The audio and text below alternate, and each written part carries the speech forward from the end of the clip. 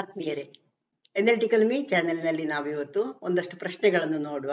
As usual ತುಂಬಾ important ಆಗಿರುವಂತಹ questions, plus ನಿಮಗೆ ಇದರಲ್ಲಿ ಎಡಿಷನಲ್ ಲಾಂಗ್ ಆನ್ಸರಿಗೆ ಏನು ಬೇಕು ಅದರ ಉತ್ತರಗಳು ಕೂಡ ಇದೆ.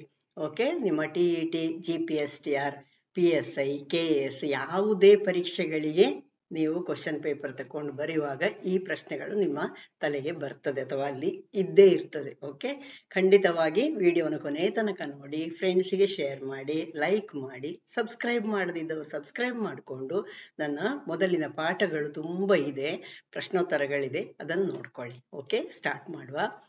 ಸಪೋನಿಫಿಕೇಶನ್ ನಂತರ ದ್ರಾವಣದಿಂದ ಸೋಪನ್ನು ಬೇರ್ಪಡಿಸಲು ಸಾಮಾನ್ಯ ಉಪ್ಪು ಹೇಗೆ ಸಹಾಯ ಮಾಡುತ್ತದೆ? ತುಂಬಾ ಇಂಪಾರ್ಟೆಂಟ್ ಆಗಿರುವಂತದ್ದು, 10ನೇ ತರಗತಿ ಮಕ್ಕಳಿಗೂ ಕೂಡ ಇದು ಬೇಕು. ಯಾಕಂದ್ರೆ ಇದು ಸಾಬೂನು ತಯಾರಿಕೆಯ ಬಗ್ಗೆ ಇರುವಂತಹ ಪ್ರಶ್ನೆ.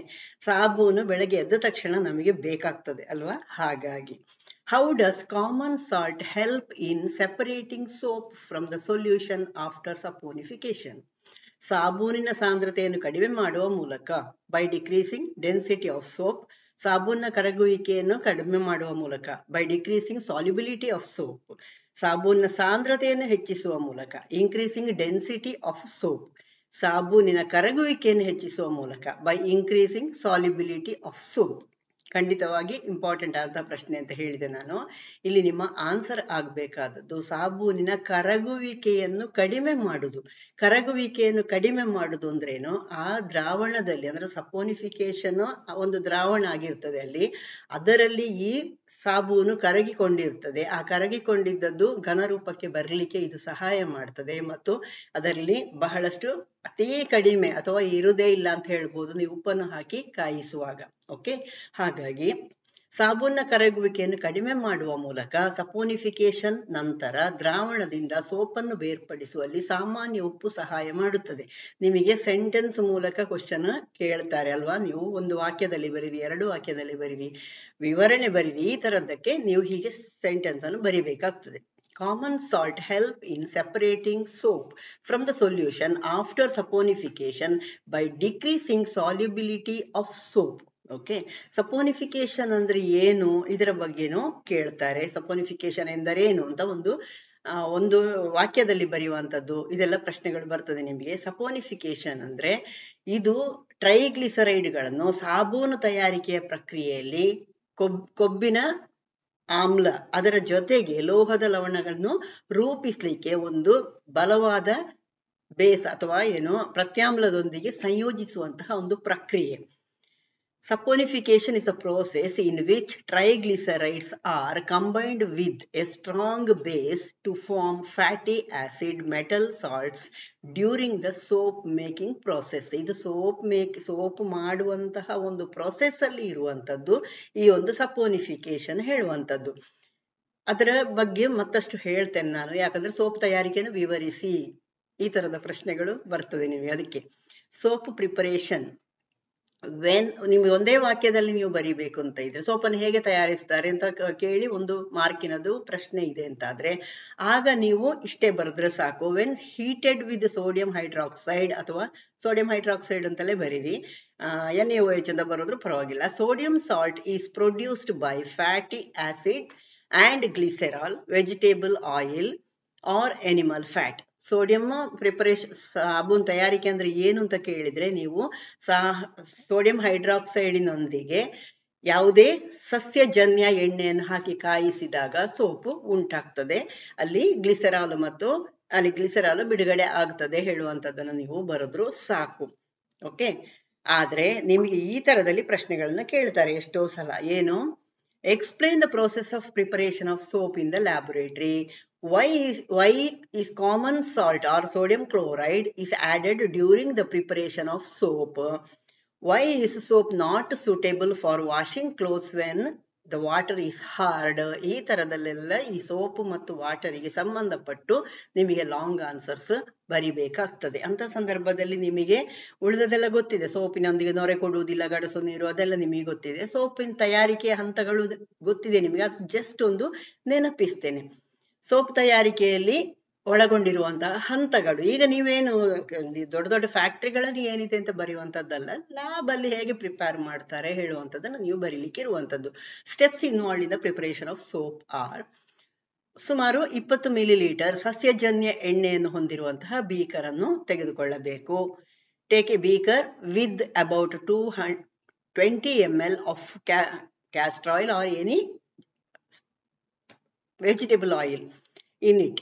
ದ ಬೀಕರ್ ಮತ್ತು ಬೀಕರ್ಗೆ 20% ಸೋಡಿಯಂ ಹೈಡ್ರಾಕ್ಸೈಡಿನ 30 ಮಿಲಿಲೀಟರಿನಷ್ಟು ಸೇರಿಸಬೇಕು. ಅಂದ್ರೆ 30 ಮಿಲಿಲೀಟರ್ನಷ್ಟು ಸೋಡಿಯಂ ಹೈಡ್ರಾಕ್ಸೈಡ್ ಹಾಕಬೇಕು. ಅದರ ಕಾನ್ಸಂಟ್ರೇಷನ್ 20% ಇರಬೇಕು. Okay, add 30 ml of 20% sodium hydroxide to the beaker. ಮಿಶ್ರಣವನ್ನು ಬಿಸಿ ಮಾಡಿ ಮತ್ತು ಸೋಪು ರೂಪುಗೊಳ್ಳುವವರೆಗೆ ಅದನ್ನು ನಿರಂತರವಾಗಿ ಕಲಕಬೇಕು. ಅದು ಮಿಶ್ರಣ ಹಾಕಿದ ನಂತರ ಇದನ್ನು ಬೀಕರನ್ನು ಚೆನ್ನಾಗಿ ಕಲಕುತ್ತಾ ಇರಬೇಕು. Okay, heat the mixture and star it constantly until A soap is formed. ನಿಮಗೆ ಗೊತ್ತಾಗ್ತದೆ ಸೋಪು ಪ್ರಿಪರೇಷನ್ ಆಗುವಾಗ. ಇದು ತುಂಬಾ ಈಸಿ, ಲ್ಯಾಬಲ್ಲೆಲ್ಲ ಮಾಡ್ತೇವೆ ನಾವಲ್ವಾ.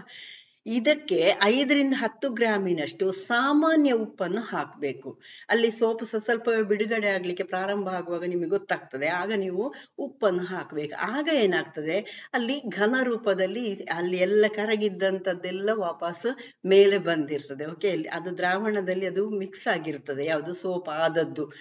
ಸೋಪ್ ಆಗುವಂತಹ ಹಂತವನ್ನು ನಾವು ಸಪೋನಿಫಿಕೇಶನ್ ಅಂತ ಹೇಳುದು. ಈಗ ನೀವು ಸಾಲ್ಟ್ ಆಡ್ ಮಾಡಿದ್ರಲ್ಲ, ಸಾಲ್ಟ್ ಆಡ್ ಮಾಡಿದಾಗ ಅಥವಾ ಉಪ್ಪನ್ನು ಹಾಕಿದಾಗ ಅಲ್ಲಿ ಆ ಕರಗಿದ್ದಂಥದ್ದು ಕೂಡ ವಾಪಸ್, ಅಂದ್ರೆ ಆ ಕರಗುವಿಕೆ ಏನಾದ್ರು ಕಡಿಮೆ ಮಾಡಿರ್ತದೆ, ಘನ ರೂಪದಲ್ಲಿ ಮೇಲೆ ತೇಲ್ತದೆ. ಅದನ್ನು ನೀವು ಪ್ರತ್ಯೇಕ ಮಾಡಬೇಕು. Okay, add 5 to 10 grams of common salt to it and stir the mixture. On cooling the solution, we will see the solid soap getting separated.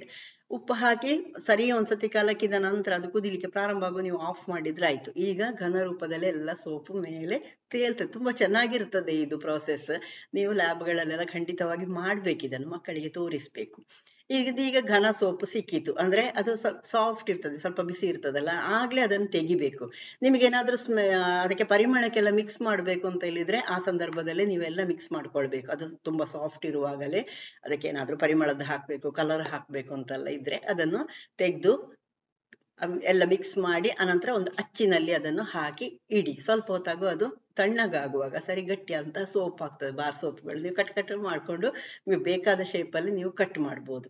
ಘನ ಸೋಪನ್ನು ಬೇರ್ಪಡಿಸಿ ಅಚ್ಚುಗಳಲ್ಲಿ ಸೇರಿಸಿ ನಂತರ ಅದನ್ನು ಸೋಪ್ ಬಾರ್ ಎಂದು ಕರೆಯುವಂತಹ ತುಂಡುಗಳಾಗಿ ಕತ್ತರಿಸಲಾಗ್ತದೆ. ಇದು ನೀವು ಸೆಂಟೆನ್ಸ್ಗಳಲ್ಲಿ ಬರಿಬೇಕು.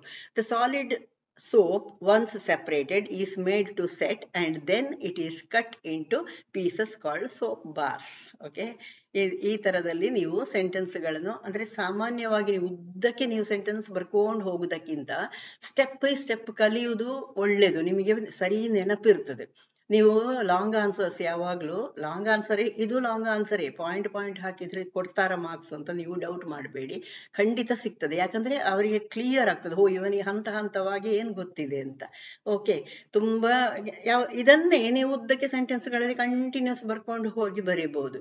ಆಯ್ತಾ? ಹಾಗೆ ಬರೆದ್ರೆ ನೀವು ಅಂದ್ರೆ ಕಲಿಯುವಂತಹ ಹಂತಗಳಲ್ಲಿ ನೀವು ಆ ತರದ ವಿವರಣೆಗಳನ್ನು ಕಲಿಯುವಾಗ ನಿಮಗೆ ನೆನಪಿರುವುದಿಲ್ಲ, ಅಲ್ಲಿ ಸ್ವಲ್ಪ ಸೆಂಟೆನ್ಸ್ಗಳ ಆಚೆ ಈಚೆ ಆಗುದೆಲ್ಲ ಇರ್ತದೆ. ಅದಕ್ಕೆ ನೀವು ಕಲಿಯುವಾಗಲೇ ಪಾಯಿಂಟ್ಸ್ ಹಾಕ್ತಾ ಹೋಗಿ.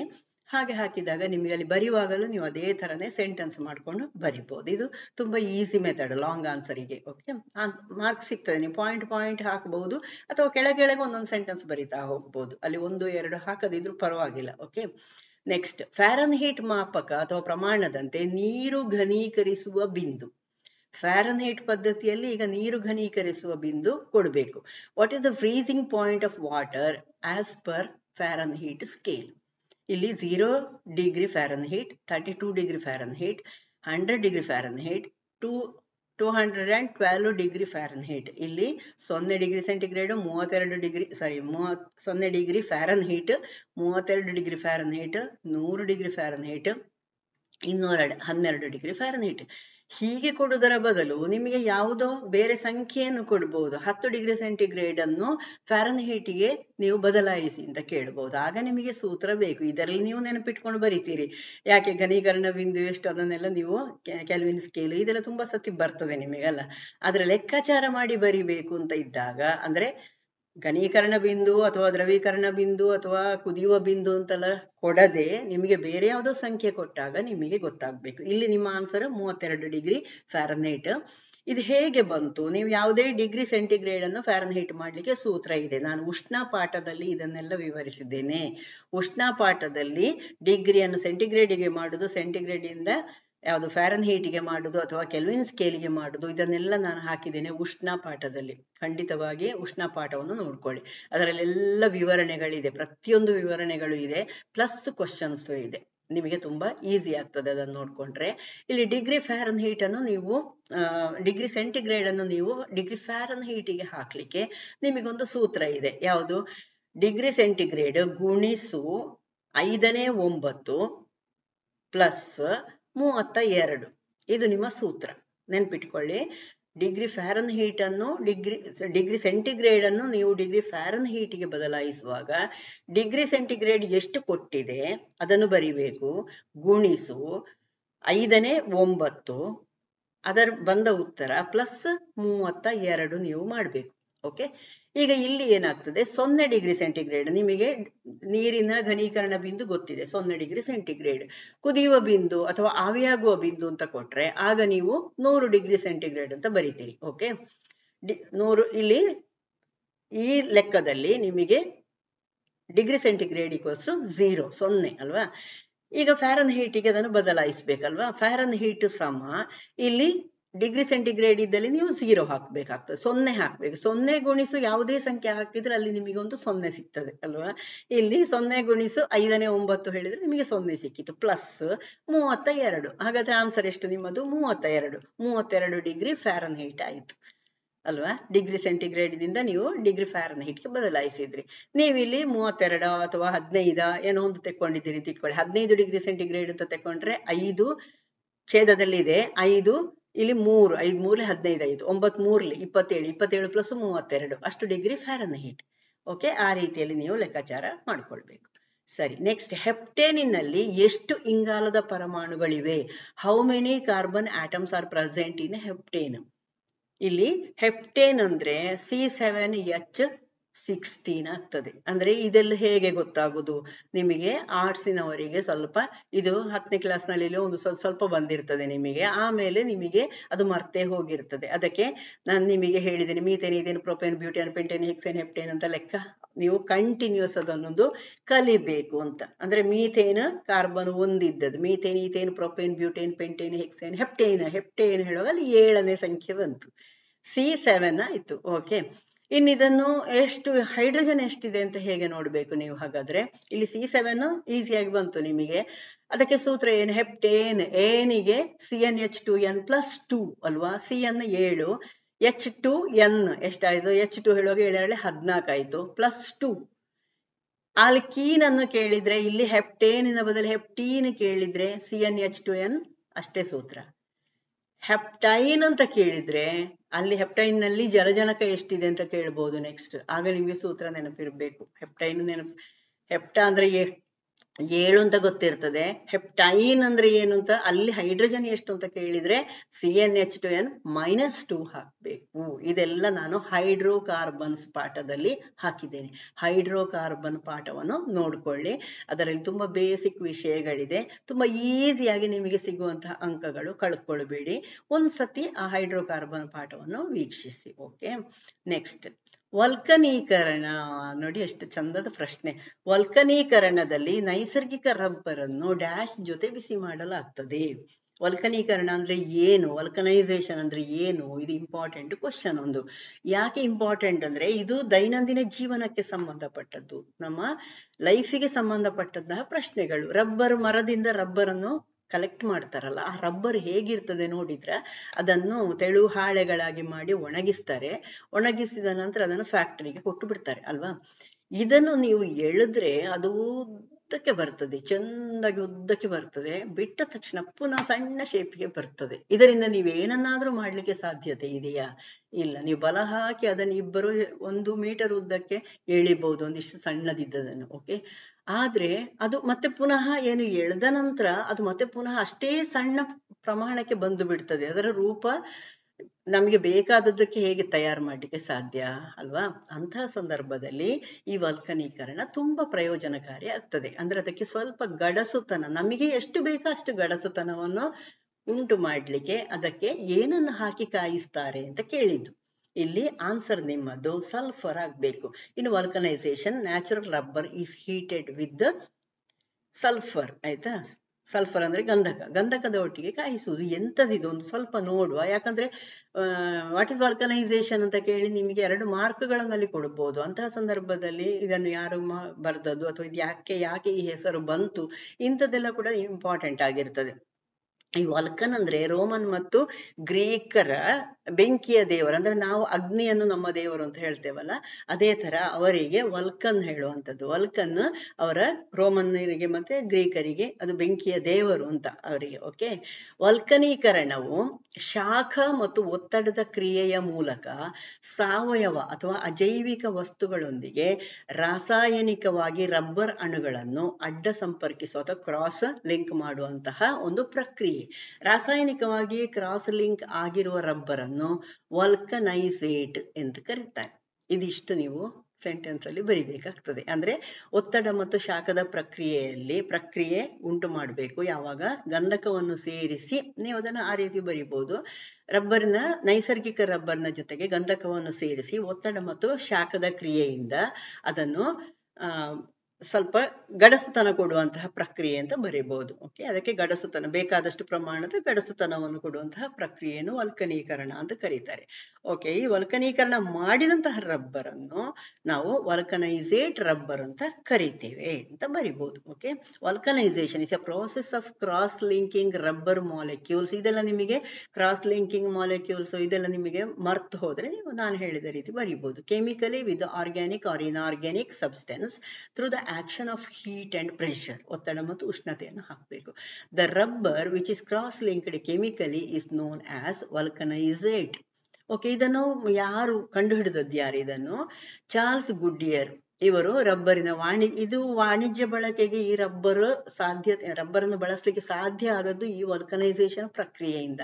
ಅದಲ್ಲದಿದ್ರೆ ಇದನ್ನು ನಮಗೆ ವಾಣಿಜ್ಯ ಅಂದ್ರೆ ಟೈರ್ಗಳಿಗೆ ಒರೆಸುವಂತಹ ಇರೇಸರ್ ಎಲ್ಲವೂ ರಬ್ಬರ್ನಿಂದ ಆದದ್ದಲ್ವಾ. ಅದಕ್ಕೆ ಅಂದ್ರೆ ನೈಸರ್ಗಿಕ ರಬ್ಬರಿಂದ ಮಾಡಿದ್ದು, ಹಾಗಾಗಿ ಅದಕ್ಕೆಲ್ಲ ಇದು ಅವಶ್ಯಕತೆ ಇದೆ. Okay, Charles Goodyear was an American inventor of the vulcanisation process that made possible the commercial use of rubber. ಅಥವಾ ನಿಮಗೆ ಹೀಗೂ ಕೇಳ್ಬೋದು,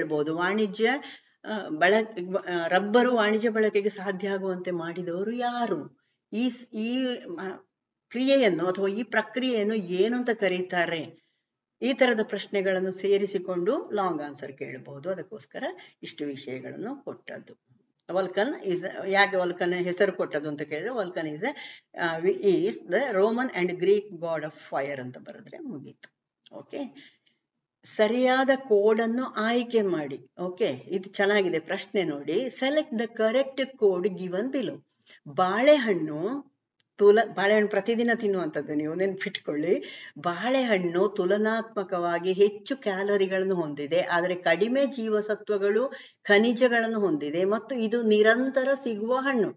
ನೋಡಿ, ಉದ್ದ ಇದೆ ಸೆಂಟೆನ್ಸ್. ತುಲನಾತ್ಮಕವಾಗಿ ಹೆಚ್ಚು ಕ್ಯಾಲರಿಯನ್ನು ಹೊಂದಿದೆ, ಆದ್ರೆ ಕಡಿಮೆ ಜೀವಸತ್ವಗಳನ್ನು ಹೊಂದಿದೆ ಮತ್ತು ಖನಿಜಗಳನ್ನು ಹೊಂದಿದೆ. ಓಕೆ, ಮತ್ತು ಇದು ನಿರಂತರವಾಗಿ ನಿಮಗೆ ವರ್ಷ ಪೂರ್ತಿ ಸಿಗುವಂತಹ ಹಣ್ಣು. ಇದರಲ್ಲಿ ಯಾವುದೆಲ್ಲ ಸರಿಯಾದದ್ದು ಅಂತ ನೋಡ್ಕೊಳ್ಬೇಕು. Banana has relatively more calories but less of vitamins, minerals and is sustaining fruit. Okay, ಎರಡನೆಯದು ಮಾವಿನ ಬಗ್ಗೆ ಕೇಳಿದ್ದಾರೆ. ಮಾವು ವಿಟಮಿನ್ ಬಿ ಯ ಸಮೃದ್ಧ ಮೂಲವಾಗಿದೆ. ಓಕೆ, ಮೂರನೆಯದು ಕಚ್ಚಾ ಸ್ಥಿತಿಯಲ್ಲಿರುವ ಹಣ್ಣುಗಳು ವಿಟಮಿನ್ ಸಿ ಯ ವಿಶ್ವಾಸಾರ್ಹ ಮೂಲವಾಗಿದೆ. Fruits in the raw state are a dependable source of vitamin C. ಇಲ್ಲಿ ಕೇಳಿದ್ದೇನೆ. ಆಮೇಲೆ ಇಲ್ಲಿ ಆಪ್ಷನ್ಸ್ ಏನಿದೆ? 1 ಮತ್ತು 2 ಮಾತ್ರ ಸರಿಯಾಗಿದೆ. 1 ಮತ್ತು 2 ಅಂದ್ರೆ ಒಂದು ಬಾಳೆಹಣ್ಣಿನದ್ದು, ಒಂದು ಮಾವಿನದ್ದು. ಓಕೆ, 1 ಮತ್ತು 3 ಮಾತ್ರ ಸರಿಯಾಗಿದೆ.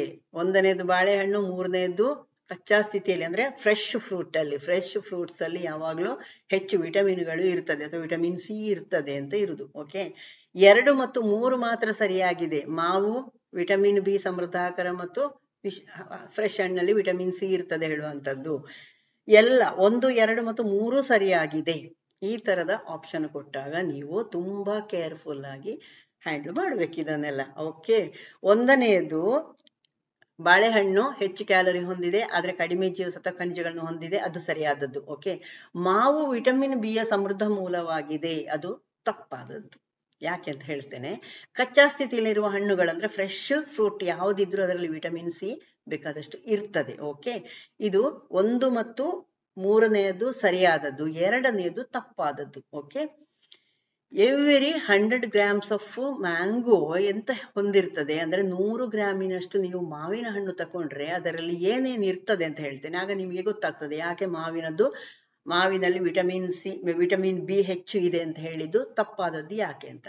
ಕ್ಯಾಲೋರಿ 59 ಗ್ರಾಮ್ಸ್ ಅಷ್ಟು ಇರ್ತದೆ 100 ಗ್ರಾಮಿನಲ್ಲಿ, ಅಂದ್ರೆ 50% ಕ್ಯಾಲೋರಿ ಇರ್ತದೆ, ಮೋರ್ ದನ್ 50% ಕ್ಯಾಲೋರಿ ಇರ್ತದೆ. Saturated fatty acid 0.1 gram, cholesterol 0, sodium 1 milligram, potassium 168 milligram, carbohydrate 15 gram, dietary fibre 1.6 gram, sugar 14 gram, protein 0.8 gram, vitamin C 36.4 milligram, calcium 11 milligram, iron 0.2 milligram, magnesium 10 milligram. ಇಲ್ಲಿ vitamin B ಯ ಸುದ್ದಿಯೇ ಬರಲಿಲ್ಲ. Vitamin B ಅದರಲ್ಲಿ negligible, ಅತಿ ಕಡಿಮೆ ಪ್ರಮಾಣದಲ್ಲಿ ಇರಬಹುದು. ಆಯ್ತು. Okay, ಹಾಗಾಗಿ ಆಪ್ಷನ್ ಬಿ ತಪ್ಪು. ಮಾವಿನ ಹಣ್ಣು ಬಿ ಯಲ್ಲಿ ಸಮೃದ್ಧವಾಗಿದೆ ಬದಲು ನಿಮಗೆ ಸಿ ಕೊಟ್ಟಿದ್ರೆ ಖಂಡಿತವಾಗಿ ಆನ್ಸರ್ ಬರೀಬಹುದು. ಯಾಕೆ 36.4 ಮಿಲಿಗ್ರಾಮ್ ನಷ್ಟಿದೆ. ಅಥವಾ ಕ್ಯಾಲ್ಸಿಯಂ ಜಾಸ್ತಿ ಇದೆ ಅಂತ ಹೇಳಿದ್ರು ಪರವಾಗಿಲ್ಲ, ಕ್ಯಾಲ್ಸಿಯಂ 11 ಮಿಲಿಗ್ರಾಮ್ ಇದೆ. ಅಥವಾ ಮ್ಯಾಗ್ನೀಷಿಯಂ ಇದೆ ಮಾವಿನ ಹಣ್ಣಿನಲ್ಲಿ ಹೇಳಿದ್ರು ಅದು ಓಕೆ, ಯಾಕೆ 10 ಮಿಲಿಗ್ರಾಮಿನಷ್ಟು ಇದೆ. ಓಕೆ, ನೆನ್ಪಿಟ್ಕೊಳ್ಳಿ. ಪೊಟ್ಯಾಸಿಯಂ ಇದೆ 168 ಮಿಲಿಗ್ರಾಮ್ ಇದೆ. ಓಕೆ, ನೆಕ್ಸ್ಟ್, ಈ ಕೆಳಗಿನ ಯಾವ ಪ್ರಾಣಿ ಗುಂಪು ಅಥವಾ ಗುಂಪುಗಳು ಭೂಮಿಯಲ್ಲಿ ಜೀವನಕ್ಕೆ ಹೊಂದಿಕೊಂಡ ಮೊದಲ ಕಶೇರುಕ? ಇಲ್ಲಿ 2 ಪ್ರಶ್ನೆಗಳು ಇದೆ. ಒಂದನೇದು ಕಶೇರುಕ ಅಂದ್ರೆ ಏನು ಅಂತ ಗೊತ್ತಿರಬೇಕು. 2ನೇದು ಭೂಮಿಯ ಜೀವನಕ್ಕೆ ಅಂದ್ರೆ ನೀರಿನಲ್ಲಿ ಅಲ್ಲ, ಗಾಳಿಯಲ್ಲಿ ಅಲ್ಲ, ಭೂ ಜೀವನಕ್ಕೆ ಹೊಂದಿಕೊಂಡಂತಹ ಕಶೇರುಕ ಗುಂಪು ಯಾವುದು ಅಂತ ಕೇಳಿದೆ. ಅದು ಫಸ್ಟ್. ಓಕೆ, ವಿಚ್ ಅಂದ್ರೆ ಇವಲ್ಯೂಷನ್ ಬಗ್ಗೆ ಅಥವಾ ಜೀವ ವಿಕಾಸದ ಬಗ್ಗೆ ನಿಮಗೆ ಗೊತ್ತಿರಬೇಕು ಅಂತ ಅರ್ಥ. Okay, which of the following animal group or groups was or were, ಇಲ್ಲಿ ನಿಮ್ಮಿಂದ ಇದೆಲ್ಲ ಕನ್ಫ್ಯೂಸ್ ಮಾಡ್ಲಿಕ್ಕೆ ಕೊಡುದು ಆಯ್ತಾ. Were the first vertebrate to become adapted to life on land. ಇಲ್ಲಿ ಸರೀಸೃಪಗಳು ರೆಪ್ಟಿಲಿಯನ್ಸ್, ಉಭಯಚರಗಳು ಆಂಫಿಬಿಯನ್ಸ್, ಸಸ್ತನಿಗಳು ಮ್ಯಾಮಲ್ಸ್, ಪಕ್ಷಿಗಳು ಏವ್ಸ್. ಪಕ್ಷಿ ಗಾಳಿಯ ಹಾರಾಟಕ್ಕೆ, ಹಾಗಾಗಿ ಅದರ ಸುದ್ದಿಗೆ ಹೋಗುದು ಬೇಡ, ಭೂಮಿಯಲ್ಲಿರೋದರ ಬಗ್ಗೆ ಕೇಳಿದೆ ಅಲ್ವಾ. ಸರೀಸೃಪಗಳು ಅಲ್ಲ, ಉಭಯಚರಗಳು. ಉಭಯಚರ ಅಂದ್ರೇನು? ಇದು ಭೂಮಿಯ ಮೇಲೂ ವಾಸಿಸಬಹುದು, ನೀರಿನ ಮೇಲೂ ವಾಸಿಸಬಹುದು. ಭೂಮಿಯ ಮೇಲೂ ವಾಸಿಸಬಹುದು, ನೀರಿನ ಮೇಲೂ ವಾಸಿಸಬಹುದು, ಹಾಗಾಗಿಯೇ ಅದನ್ನು ಉಭಯಚರ ಅಂತ ಹೇಳಿದ್ದು. ಇವುಗಳದ್ದೊಂದು ವಿಶೇಷತೆ ಏನಂದ್ರೆ, ಉಭಯಚರಗಳು ಹೇಳಿದ್ರೆ ಕಪ್ಪೆ ಎಲ್ಲ ಇದೆ ಅಲ್ಲ, ಈ ಉಭಯಚರಗಳು ಸುಮಾರು 365 ಆಂಫಿಬಿಯನ್ಸ್ ಸುಮಾರು 365 ಮಿಲಿಯನ್ ವರ್ಷಗಳ ಹಿಂದೆ ಲೋಬ್ ಫಿಂಡ್ ಮೀನಿನ ಪೂರ್ವಜರಿಂದ ವಿಕಸನಗೊಂಡದ್ದು. ಅಂದ್ರೆ ಮೀನಿನಿಂದ ವಿಕಾಸಗೊಂಡದ್ದು ಯಾವುದು? ಉಭಯಚರಗಳು. ಓಕೆ, ಅದರ ಹೆಸರು ಲೋಬ್ ಫಿಂಡ್ ಮೀನುಗಳು. ಓಕೆ, ಅವು ಭೂಮಿಯಲ್ಲಿ ವಾಸಿಸುವ ಮೊದಲ ಕಶೇರುಕಗಳು. ಆದ್ರೆ ಅವುಗಳು ಸಂತಾನೋತ್ಪತ್ತಿ ಮಾಡ್ಬೇಕಿದ್ರೆ ನೀರಿಗೆ ಹೋಗ್ಬೇಕು, ನೀರಿನಲ್ಲಿ ಮೊಟ್ಟೆ ಇಟ್ಟು ಮರಿ ಮಾಡಿ ಅನಂತರ ಅವು ಜೀವನಕ್ಕೆ ಹೊಂದಿಕೊಳ್ಳುದು. ಹೆಚ್ಚು ಟೈಮ್ ಅವರು ಭೂಮಿಯಲ್ಲೇ ಇರುವಂತಹ ಜೀವಿಗಳವುಗಳು. ಓಕೆ, ಯಾವುದು? ಉಭಯಚರಗಳು, ಆಂಫಿಬಿಯನ್ಸ್. ಅದಕ್ಕೆ ಅವು ಫಸ್ಟ್ ಇವಲ್ಯೂಷನ್ ಆಗಿ ಬಂದದ್ದು ಅಂತ ಹೇಳುವಂಥದ್ದು. The first amphibians evolved from a lobe-finned fish ancestor about 365 million years ago. They were the first vertebrates to live on land, but they had to return to water to reproduce. Next, ಹೇಳಿಕೆಗಳಲ್ಲಿ ಯಾವುದು ತಪ್ಪಾಗಿದೆ? ತಪ್ಪಿದ್ದದನ್ನು ತಗೊಳ್ಬೇಕೀಗ ನೀವು. ಎಲ್ಲಾ ಹಸಿರು ಸಸ್ಯಗಳು ಮತ್ತು ನೀಲಿ ಹಸಿರು ಪಾಚಿಗಳು ಉತ್ಪಾದಕಗಳಾಗಿವೆ. All green plants and blue green algae are producers. ಇದು ಸರಿಯಾದದ್ದು. ಓಕೆ, ಹಸಿರು ಸಸ್ಯಗಳು ಸಾವಯವ ಸಂಯುಕ್ತಗಳಿಂದ ತಮ್ಮ ಆಹಾರವನ್ನು ಪಡೆಯುತ್ತವೆ. Green plants get their food from organic compounds. ಇದು ತಪ್ಪು. ಯಾಕೆ ಅಂತ ಹೇಳ್ತೇನೆ. ಉತ್ಪಾದಕರು ತಮ್ಮ ಸ್ವಂತ ಆಹಾರವನ್ನು ಅಜೈವಿಕ ಸಂಯುಕ್ತಗಳಿಂದ ತಯಾರಿಸುತ್ತವೆ. ಉತ್ಪಾದಕಗಳು producers prepare their own food from inorganic compounds. ಇದು ಕರೆಕ್ಟ್ ಆದದ್ದು. ಯಾಕೆ ನೋಡುವ. Plants convert solar energy into chemical energy. ಸಸ್ಯಗಳು ಸೌರಶಕ್ತಿಯನ್ನು ರಾಸಾಯನಿಕ ಶಕ್ತಿಯಾಗಿ ಪರಿವರ್ತಿಸ್ತವೆ. ಇಲ್ಲಿ ಕನ್ಫ್ಯೂಸ್ ಮಾಡ್ಕೊಳ್ಬೇಡಿ, ಆಹಾರ ಶಕ್ತಿ ಅಲ್ವಾ ಅಂತ. ಆಹಾರ ಶಕ್ತಿ, ಆಹಾರ ಅಂತ ನಾವು ತಿನ್ನುವುದೇ ಕೆಮಿಕಲ್ಸ್ ಅನ್ನು ಅಲ್ವಾ. ಪ್ರೋಟೀನ್, ಕಾರ್ಬೋಹೈಡ್ರೇಟ್ ಎಲ್ಲ ಎಂತದು, ಎಲ್ಲವೂ ಕೆಮಿಕಲ್ಸೇ. ಹಾಗಾಗಿ ಗಡಿಬಿಡಿ ಮಾಡ್ಕೊಳ್ಬೇಡಿ. ಎಲ್ಲಾ ಹಸಿರು ಸಸ್ಯಗಳು, ಕ್ಲಿಯರ್ ಮಾಡ್ತೇನೆ, ಎಲ್ಲಾ ಹಸಿರು ಸಸ್ಯಗಳು ನೀಲಿ ಹಸಿರು ಪಾಚಿಗಳು ಅಥವಾ ಸೈನೋ ಬ್ಯಾಕ್ಟೀರಿಯಾಗಳು. ಹಾಗೂ ಕೇಳ್ಬೋದು, ಸೈನೋ ಬ್ಯಾಕ್ಟೀರಿಯಾ ಅಂತ ಕೂಡ ಕೇಳ್ಬೋದು. ಆಗ ಬ್ಯಾಕ್ಟೀರಿಯಾಗಳು ರೋಗ ತರುವುದಾ ಏನು, ಆ ರೀತಿ ಯೋಚನೆ ಮಾಡಬೇಡಿ. ಸೈನೋ ಬ್ಯಾಕ್ಟೀರಿಯಾಗಳು ಕೂಡ ಆಹಾರವನ್ನು ತಯಾರಿಸಿಕೊಳ್ತವೆ. ಓಕೆ. ಸೌರಶಕ್ತಿ ಮತ್ತು ಅಜೈವಿಕ ವಸ್ತುಗಳನ್ನು ಬಳಸಿಕೊಂಡು ತಮ್ಮ ಆಹಾರವನ್ನು ತಯಾರಿಸುವ ಪ್ರವೃತ್ತಿಯನ್ನು ಹೊಂದಿವೆ ಅಥವಾ ತಯಾರಿಸುತ್ತವೆ. Okay. All the green plants and blue green algae R cyano bacteria possesses the tendency to prepare their food by using solar energy and inorganic compounds. ಸರಿ ಆಯ್ತಾ. ನೆಕ್ಸ್ಟ್ ಇನ್ನೊಂದೇನು, ಅಲ್ಲಿ ಏನು ಕೇಳಿದ್ದಾರೆ, ಕೆಮಿಕಲ್ ವಸ್ತು ಉಂಟಾಗ್ತದೆ ಅಂತ ಹೇಳಿದ್ದಕ್ಕೆ ಆನ್ಸರ್ ಕಾರ್ಬೋಹೈಡ್ರೇಟ್ಗಳು. ಅವು ಕೆಮಿಕಲ್ ಅಲ್ವಾ.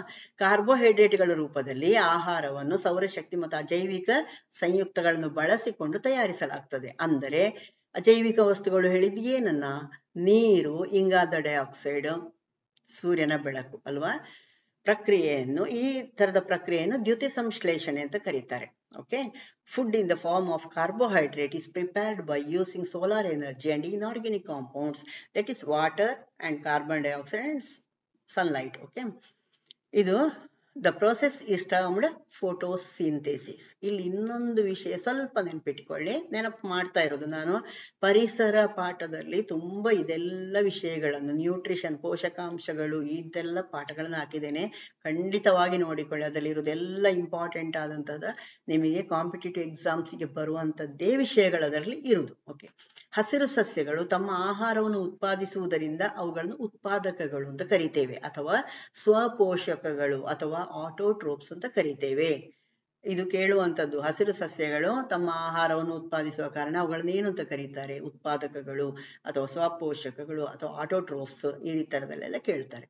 Green plants are producers as producers ಯಾಕೆ ಅಂತ ಕೂಡ ಕೇಳಬಹುದು. ಅವುಗಳನ್ನು ಉತ್ಪಾದಕಗಳು ಅಂತ ಯಾಕೆ ಕರೀತಾರೆ ಅಂತ, ತನ್ನ ಆಹಾರವನ್ನು ತಾನೇ ತಯಾರಿಸುವ ಕಾರಣ ಅಂತ ನಿಮ್ಮ ಆನ್ಸರ್.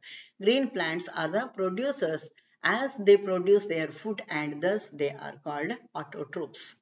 ತಮ್ಮ ಆಹಾರಕ್ಕಾಗಿ ಇತರ ಜೀವಿಗಳನ್ನು ಅಥವಾ ಇತರ ಜೀವಿಗಳಿಂದ ಸಾವಯವ ಪದಾರ್ಥಗಳನ್ನು ಪಡೆಯುವಂತಹ ಜೀವಿಗಳನ್ನು ಏನು ಅಂತ ಕರೀತಾರೆ, ಗ್ರಾಹಕಗಳು ಅಥವಾ ಪರಪೋಷಕಗಳು. ನಾವೆಲ್ಲ ಅಲ್ವಾ, ಬೇರೆ ಯಾವುದೋ ಮಾಡಿಟ್ಟದ್ದು ಅಥವಾ ಅದನ್ನೇ ಇಡೀ ನುಂಗಿ ಬಿಡ್ತೇವೆ ಸಸ್ಯಗಳನ್ನೇ ಅಲ್ವಾ.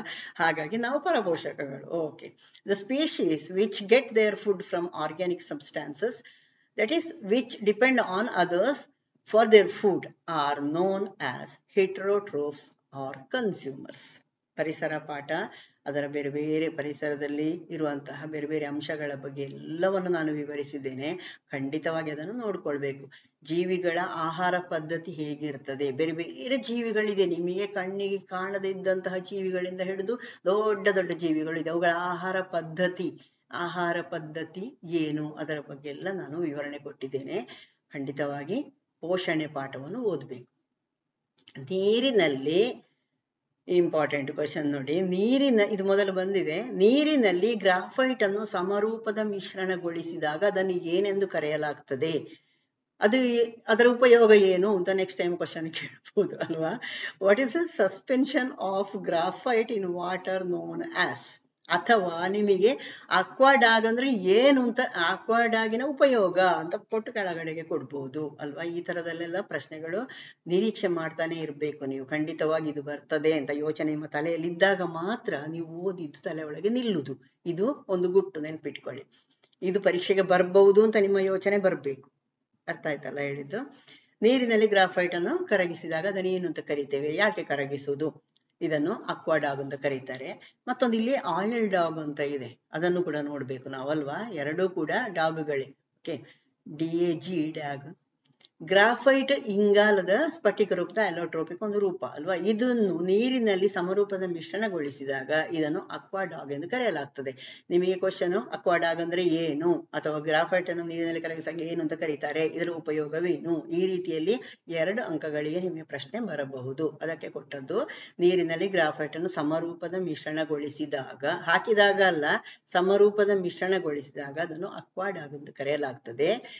Graphite is a form of crystalline allotrope of carbon. The suspension of graphite in water is known as aquadag. Aquadag ಅನ್ನು ಸಾಮಾನ್ಯವಾಗಿ ಕ್ಯಾಥೋಡ್ ರೇ ಟ್ಯೂಬ್ಗಳಲ್ಲಿ ಉಪಯೋಗ ಮಾಡ್ತಾರಂತೆ. Aquadag is commonly used in cathode ray tubes. Okay. ತೈಲ ಲ್ಯೂಬ್ರಿಕೆಂಟ್ ಅಥವಾ ಕೀಲೆಣ್ಣೆ ಅಂದ್ರೆ ಏನು ಅಂತ ಕೇಳಬಹುದು ನಿಮಗೆ. ಕೀಲೆಣ್ಣೆ ಅಂದ್ರೆ ಏನು ಅಥವಾ ತೈಲ ಲ್ಯೂಬ್ರಿಕೆಂಟ್ ಅಂದ್ರೆ ಏನು ಅಂತ ಕೇಳಬಹುದು.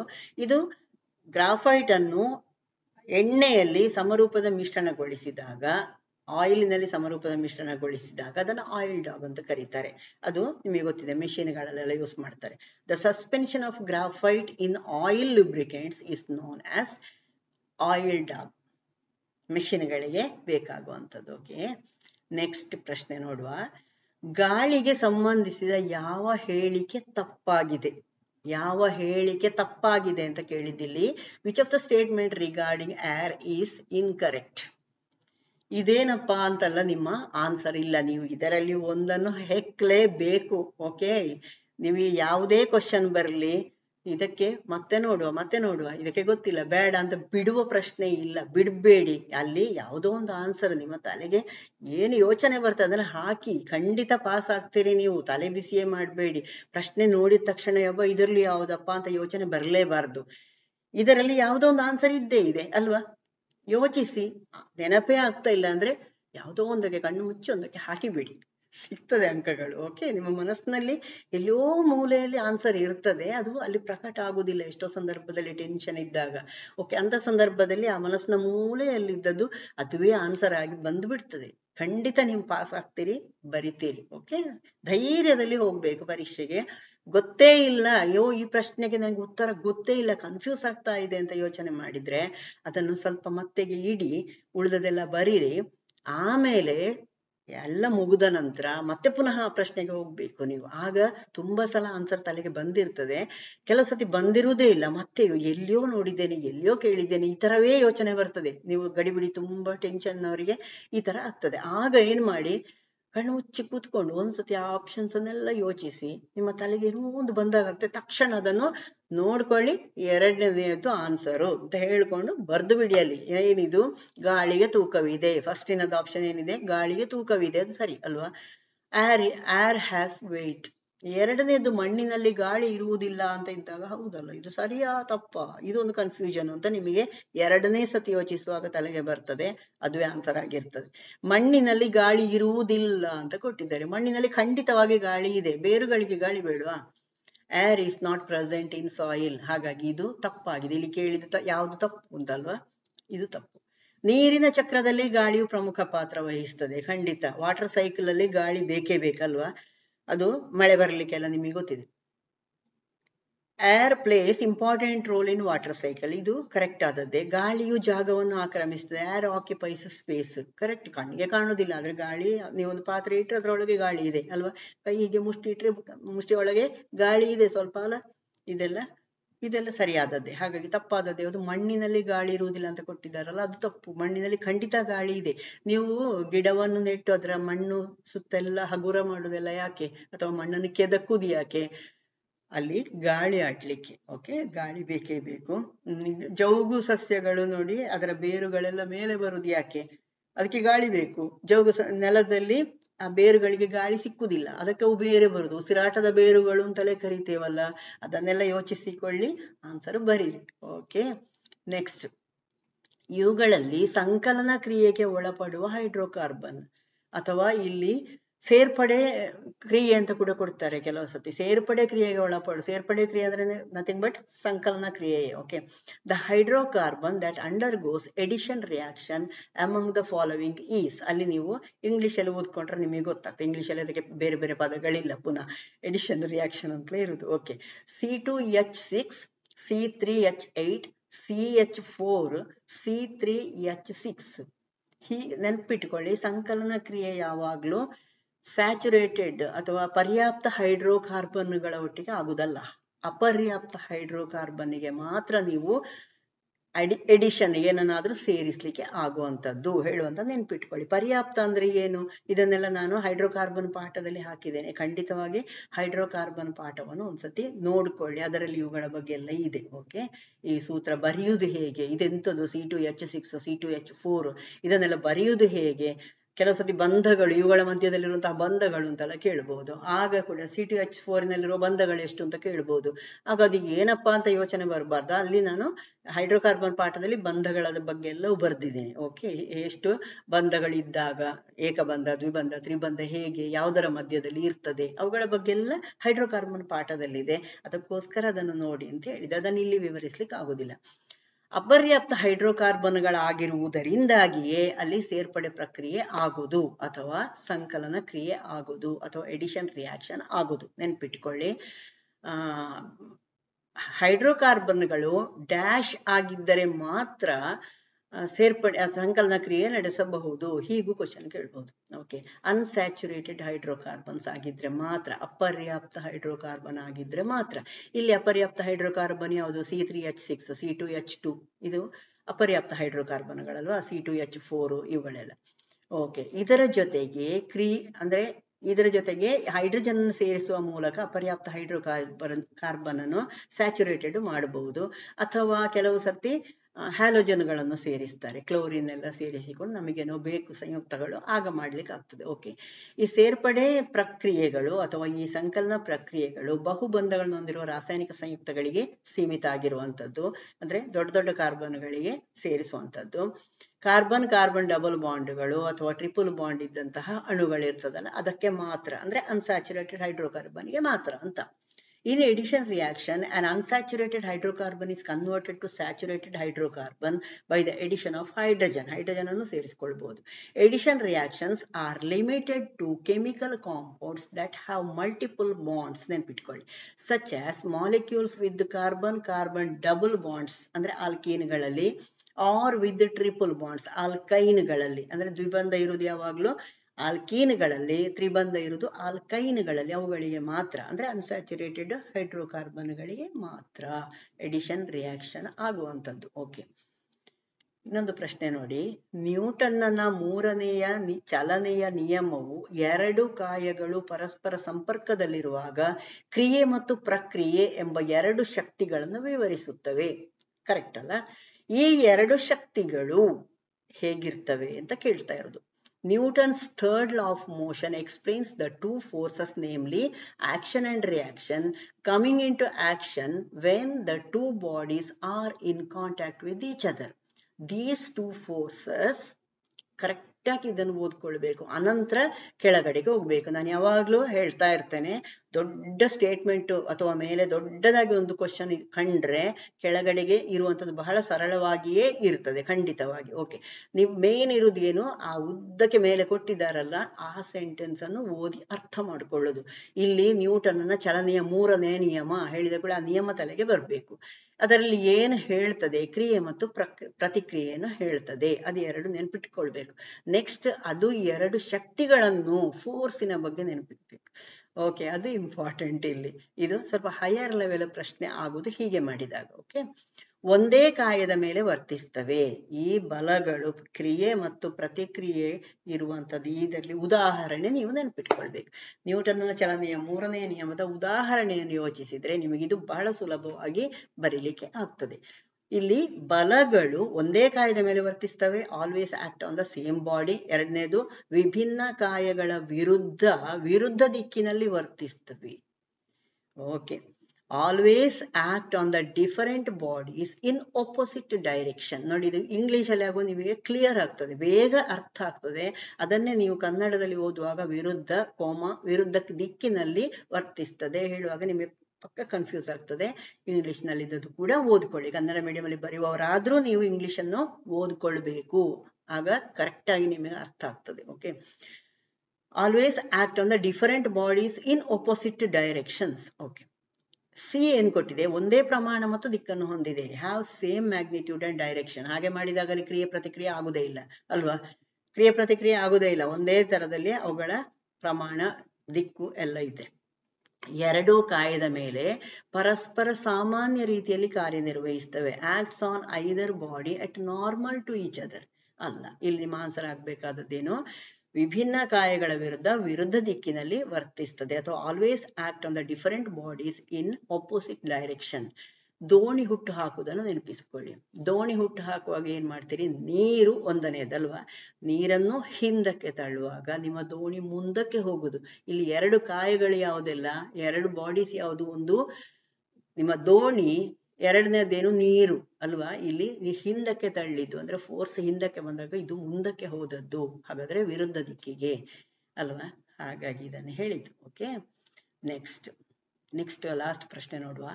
ಈ ಕೆಳಗಿನವುಗಳಲ್ಲಿ ಶೂನ್ಯ ಅಯಾನೀಕರಣ ಸಾಮರ್ಥ್ಯ ಹೊಂದಿರುವುದು ಯಾವುದು?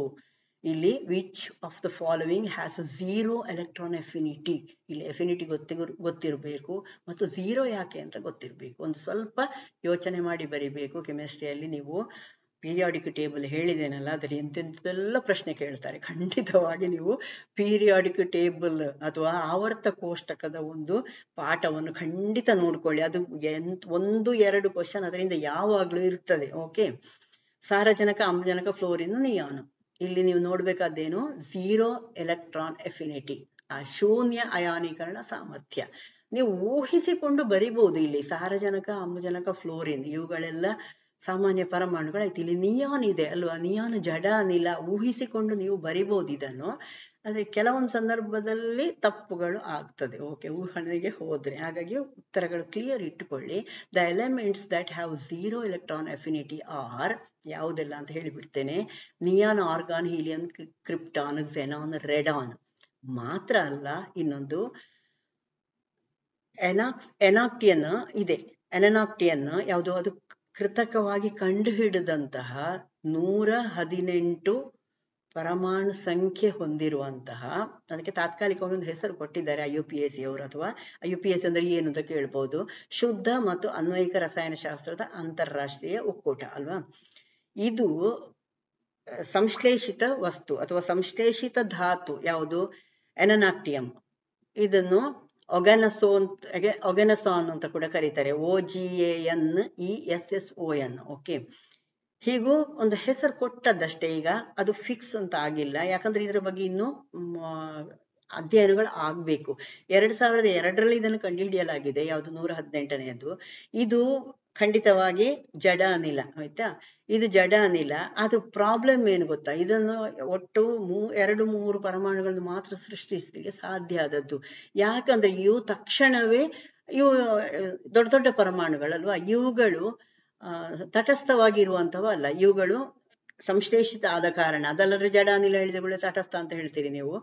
ಸಂಶ್ಲೇಷಿತ ಆದ ಕಾರಣ ಇದು ರೇಡಿಯೋ ಆಕ್ಟಿವ್, ದೊಡ್ಡ ದೊಡ್ಡ ಪರಮಾಣುಗಳು ರೇಡಿಯೋ ಆಕ್ಟಿವ್ ಮೂಲ ವಸ್ತುಗಳು ಅಥವಾ ರೇಡಿಯೋ ಆಕ್ಟಿವ್ ಧಾತುಗಳಾದ ಕಾರಣ ಇದನ್ನು ಸಂಗ್ರಹ ಮಾಡಿಟ್ಟುಕೊಳ್ಳೋದು ಅಥವಾ ತುಂಬಾ ಪ್ರಮಾಣದಲ್ಲಿ ಇಟ್ಟುಕೊಂಡು ಅದನ್ನು ಅಧ್ಯಯನ ಮಾಡೋದು ತುಂಬಾ ಕಷ್ಟ. ಅಧ್ಯಯನ ಆಗುತ್ತಾ ಇದೆ, ಬಟ್ ಅದನ್ನು ಕೂಡ ಇದಕ್ಕೆ ಸೇರಿಸಿಕೊಂಡು ನಿಮಗೆ ಕ್ವಶನ್ ಕೊಡ್ಬೋದು.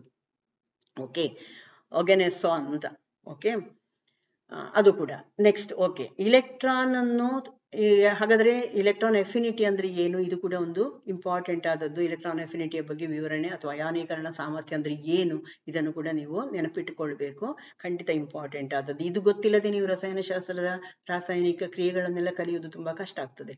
ಇಲೆಕ್ಟ್ರಾನ್ ಅನ್ನು ಪಡೆಯುವ ತಟಸ್ಥ ಪರಮಾಣುವಿನ ಸಂಭವನೀಯತೆ ಅಥವಾ ಏನು, the neutral atoms likelihood of gaining on electron. ಒಂದು ಸಾಮಾನ್ಯ ಪರಮಾಣು ಇಲೆಕ್ಟ್ರಾನ್ ಅನ್ನು ಪಡೆಯುವಂತಹ ಒಂದು ಸಾಮರ್ಥ್ಯ ಇದೆಯಲ್ಲ, ಅದನ್ನು ಇಲೆಕ್ಟ್ರಾನ್ ಎಫಿನಿಟಿ ಅಂತ ಕರೆಯುವುದು. ಅಥವಾ ಒಂದು ಋಣ ಅಯಾನ ಆಗ್ಬೇಕು, ಯಾವಾಗ ಸಂಯುಕ್ತಗಳು ಉಂಟಾಗುವಾಗ, Na+Cl NaCl ಆಗ್ಬೇಕಲ್ಲ, ಅಂತಹ ಸಂದರ್ಭದಲ್ಲಿ ಅದು ಋಣ ಅಯಾನ ಆಗ್ಬೇಕಿದ್ರೆ, ಅಂದ್ರೆ ಕ್ಲೋರಿನ್ ಋಣ ಅಯಾನ ಆಗ್ಬೇಕು ಅಲ್ವಾ. ಋಣ ಅಯಾನ ಆಗ್ಬೇಕಾದ್ರೆ ಏನು, ಸೋಡಿಯಂನಿಂದ ಒಂದು ಇಲೆಕ್ಟ್ರಾನ್ ಅನ್ನು ಪಡ್ಕೊಳ್ಳಿಕ್ಕೆ ಸಾಮರ್ಥ್ಯ ಹೊಂದಿರಬೇಕು. ಅದನ್ನೇ ನಾವು ಅಯಾನೀಕರಣ ಸಾಮರ್ಥ್ಯ ಅಂತ ಕರೆದದ್ದು. ಓಕೆ, ಅದು ಋಣ ಅಯಾನ್ ರೂಪಿಸಲು ಪರಮಾಣುವಿಗೆ ಇಲೆಕ್ಟ್ರಾನ್ ಅನ್ನು ಸೇರಿಸಿದಾಗ ತಟಸ್ಥ ಪರಮಾಣುವಿನ ಶಕ್ತಿಯಲ್ಲಿನ ಬದಲಾವಣೆ.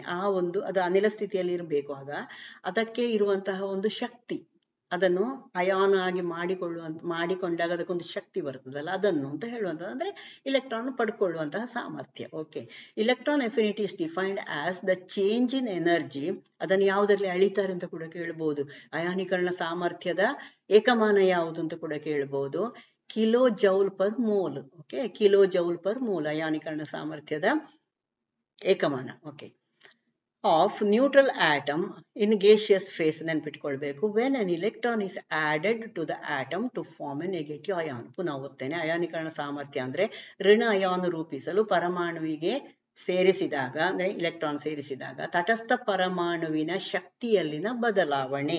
Okay, electron affinity is defined as the change in energy of a neutral atom when an electron is added to the atom to form a negative ion. Okay, ಇಷ್ಟು ವಿಷಯಗಳನ್ನು ಈಗ ನೀವು ಸುದೀರ್ಘವಾಗಿ ನೋಡಿದ್ದೀರಿ. ಇನ್ನಷ್ಟು ವಿಷಯಗಳು ಇದರ ಬಗ್ಗೆ ನೀವೇ ಯೋಚಿಸಿಕೊಂಡು ಕಲಿಬೇಕು. ಓಕೆ, ಖಂಡಿತವಾಗಿ ಸಬ್ಸ್ಕ್ರೈಬ್ ಮಾಡಿಕೊಂಡು ನೋಡ್ಕೊಳ್ಳಿ. ಮೊದಲಿನ ಪಾಠಗಳೆಲ್ಲ ತುಂಬಾ ಇಂಪಾರ್ಟೆಂಟ್ ಆಗಿರೋದು, ಅದರಲ್ಲೂ ತುಂಬಾ ಪ್ರಶ್ನೆಗಳನ್ನು ಡಿಸ್ಕಸ್ ಮಾಡಿದ್ದೇನೆ. ಬೇಸಿಕ್ ಇಂದ ನಿಮಗೆ ತುಂಬಾ ಓದಿದವರಿದ್ದೀರಿ ನೀವು, ನಿಮಗಿದು ಏನಿಲ್ಲ ಈ ಪಾಠದಲ್ಲಿ ಅಂತ ಅನ್ನಿಸ್ಬೋದು. ಆದ್ರೆ ಖಂಡಿತವಾಗಿ ನಿಮಗೆ ಪರೀಕ್ಷೆಗೆ ಹೇಗೆ ಬೇಕು ಕೆಲವೊಂದು ಟಿಪ್ಸ್ ಎಲ್ಲ ನಾನು ಕೊಟ್ಟುಕೊಂಡು ನಾನು ಮಾಡುವ ಕಾರಣ ಫ್ರೆಂಡ್ಸಿಗೂ ಶೇರ್ ಮಾಡ್ಕೊಳ್ಳಿ. ಓಕೆ, ಲೈಕ್ ಮಾಡಿ, ಇಷ್ಟ ಆದ್ರೆ ಸಬ್ಸ್ಕ್ರೈಬ್ ಮಾಡಿ. Okay, all the best. Thank you.